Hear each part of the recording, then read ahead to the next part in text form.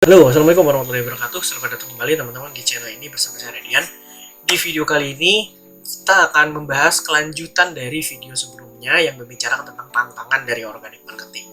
Kalau misalnya teman-teman nih sudah terlanjur gitu ya melakukan hal-hal yang sudah disebutkan di video sebelumnya tentang pantangan-pantangan organic marketing itu, ini saya akan kasih solusinya atau mungkin bisa dibilang jalan keluar tapi tidak instan juga gitu ya. Setidaknya bisa membuat teman-teman kembali ke jalur yang benar gitu ya. Kita simak sama-sama. Kalau misalnya teman-teman sudah melakukan hal-hal dari pantangan organic marketing tadi, teman-teman bisa membalikan keadaan. Mungkin tidak 100% balik gitu ya akunnya, tapi setidaknya teman-teman masih bisa dapetin traffic secara organik lagi gitu.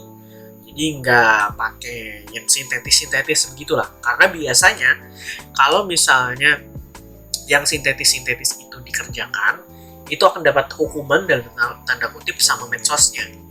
Entah itu mungkin reach-nya akan dikurangi atau jatuh gitu, jeblok banget gitu bisa. Yang kedua biasanya akunnya tuh di Instagram tuh ada yang bilang shadow banned, meskipun saya nggak percaya 100% shadow banned itu ada gitu ya. Ada yang bilang shadow banned. Jadi kalau misalnya shadow banned itu kontennya terupload tapi tidak bisa dilihat sama orang lain.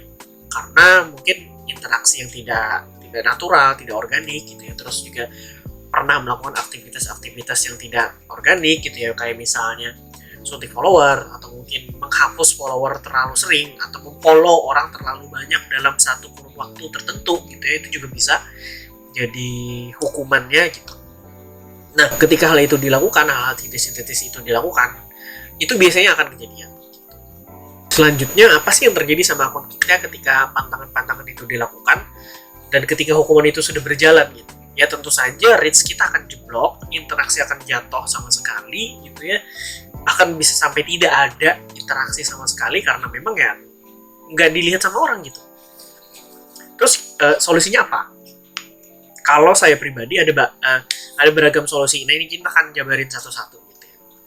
Yang pertama solusinya adalah teman-teman stop posting selama 3 hari lah minimal. Stop posting selama 3 hari itu akan ya ada yang bilang itu bisa menurunkan tensi algoritma atau mungkin membalikkan keadaan akun kita seperti semula meskipun tidak 100% gitu ya. Itu bisa teman-teman lakukan. Jadi benar-benar stop posting selama 3 hari berturut-turut, tidak melakukan aktivitas apapun, follow tidak ada, komen tidak ada, upload pun tidak ada, bahkan story pun tidak ada gitu. Jadi benar-benar istilahnya divakumin akunnya. Itu untuk menghilangkan, kalau saya secara pribadi logika saya mikirnya kalau misalnya aktivitasnya di stop gitu ya, itu akan meniadakan akun kita dari pembacaan algoritma. Jadi kalau misalnya kita nggak posting selama 3 hari gitu ya, algoritma membaca akun ini tidak aktif dan dia akan meninggalkan akun kita lah istilahnya begitu. Nanti kalau misalnya sudah 3 hari, teman-teman bisa melakukan ya pelan-pelan posting lah IG story dulu mungkin 3 kali gitu, untuk melihat respon dari akun kita seperti apa, followersnya seperti apa. Kalau misalnya responnya udah bagus gitu ya, ada yang ngebaca, ada yang nge-react. Nah ini teman-teman kalau misalnya bikin IG story, pancing dengan konten-konten yang bikin reaction, misalnya polling kayak atau mungkin reaction yang emoji slide itu juga bisa dipakai. Nah teman-teman bisa pakai itu untuk melihat gitu ya, seberapa jauh interaksi yang bisa diberikan oleh followers kita. Nanti akan kelihatan tuh yang view berapa, terus yang melakukan interaksi ada berapa. Kalau misalnya dirasa udah memang masuk akal hitungannya dari range followers teman-teman gitu ya, nanti besokannya baru bisa di upload konten misalnya. Ada yang bilang kalau misalnya habis kena shadow banned itu upload kontennya nggak usah pakai hashtag. Tapi ada juga yang bilang nggak apa-apa upload pakai hashtag. Tapi disarankan sih nggak dulu gitu ya. Kalau saya pribadi nggak dulu biasanya. Nggak dulu pakai hashtag. Jadi upload konten plus captionnya aja. Captionnya pun bikin hati-hati ya teman-teman. Jangan sampai dibilang nanti pelanggaran komunitas. Biasanya tuh kalau misalnya di caption ada tulisannya misalnya klik link di bio. Nah itu kadang-kadang itu bisa dianggap sebagai pelanggaran komunitas. Atau bisa juga follow akun ini. Nah itu juga bisa. Atau bisa juga share atau likes atau komen gitu. Itu juga bisa. Yang paling sering sih 2 itu ya. Klik link di bio kejadian di saya, klik link di bio sama follow aku. Triknya adalah ketika bikin caption yang Anda ajakan follow-nya, dibikin typo, teman-teman. Jadi misalnya follow kan kalau misalnya dibaca sama algoritma Instagram gitu ya, itu dianggap sebagai ajakan untuk mengikuti, dan itu biasanya nggak boleh di Instagram. Dibikin typo aja, jadi follow, O-nya dihilangkan salah satu gitu ya. Kalau saya biasanya O yang pertama tuh saya hilangin, jadi FLOOW, gitu doang gitu. Kalau bisa, itu biasanya aman tuh. Nah nggak tahu ya, akun teman-teman kayak gimana, dicoba aja. Terus kalau misalnya klik link di bio, itu dibikin typo juga. Jadi bio-nya mungkin ditambahin O berapa gitu, atau mungkin I-nya diganti Y misalnya kayak begitu ya. Itu juga bisa dicoba gitu. Solusi berikutnya yang bisa teman-teman lakukan ketika terlanjur melakukan pantangan-pantangan organic marketing adalah menghapus satu persatu followersnya. Nah ini mungkin agak berat gitu ya, terutama kalau misalnya teman-teman sudah menambahkan 10.000, 20.000, bahkan 100.000 followers di Instagram. Ini mungkin pekerjaannya gak mudah gitu, karena harus menghapusnya satu persatu. Dan menghapus followers itu juga ada batasnya. Itu saya lupa berapa, cuman kalau nggak salah ada 200 per 24 jam kalau nggak salah. Nah nanti teman-teman cek sendiri kira-kira ada berapa gitu ya, batas per harinya untuk menghapus followers. Ini PR banget juga, mungkin teman-teman agak ribet melakukannya gitu ya, karena harus mengklik satu persatu untuk menghapus followers yang tidak organik itu. Tapi ya itulah gitu konsekuensinya gitu. Ketika teman-teman melakukan hal-hal yang tidak instan, maka ya risikonya harus diterima. Itu kalau misalnya di Instagram ya, itu masih bisa dihapus. Kalau misalnya di YouTube tuh udah nggak bisa dihapus lagi teman-teman. Nggak ada caranya untuk menghapus subscriber, mengurangi subscriber nggak ada. Jadi solusinya ada di tips berikutnya. Nah, gimana kalau misalnya kondisinya adalah tidak bisa menghapus followers atau tidak bisa menghapus subscriber di YouTube, di TikTok kalau nggak salah juga nggak bisa dihapus followersnya.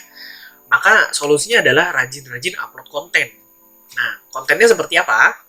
Kontennya adalah yang sesuai sama needs target audience kita.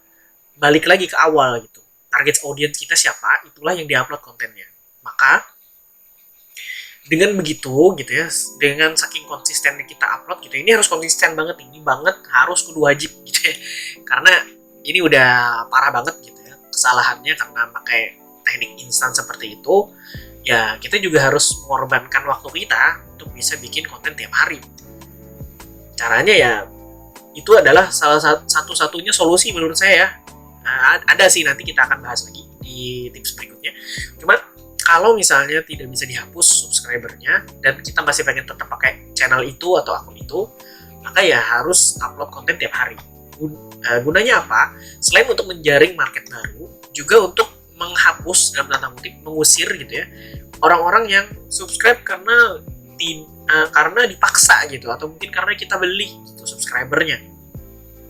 Dengan begitu ya kalau misalnya ada yang berkurang, kita justru bersyukur karena memang dia bukan target market kita gitu. Gak boleh marah, gak boleh baper ketika ada yang unfollow atau unsubscribe, karena ya mungkin bisa jadi konten kita jelek aja gitu atau mungkin dianya udah gak suka gitu sama konten kita. Gak masalah teman-teman, jadi gak boleh baper kalau misalnya di unsub atau unfollow gitu ya. Yang penting kita konsisten bikin konten dan juga konsisten untuk memperbaiki kualitas konten kita tiap hari. Kalau misalnya teman-teman nggak mau nih melakukan dua hal yang saya sebutin di depan tadi, hapus followers dan juga upload konten tiap hari secara konsisten, maka solusi berikutnya adalah teman-teman bikin akun baru. Jatuhnya ya sama aja sebenarnya gitu ya, cuman ya akun baru kan lebih fresh dan juga algoritma masih membacanya sebagai akun baru gitu, masih baik lah. Jadi benar-benar interaksinya bisa dibikin secara organik gitu, tanpa harus kita paksakan gitu ya, karena yang sebelumnya kan kita maksain gitu ya, akun yang sudah rusak istilahnya kita paksa untuk punya interaksi secara organik gitu. Bisa, tapi ya nggak bisa 100% kalau menurut saya gitu ya. Solusinya adalah bikin akun baru kalau misalnya teman-teman nggak mau melakukan dua hal yang tadi di belakang, yang tadi di depan sorry.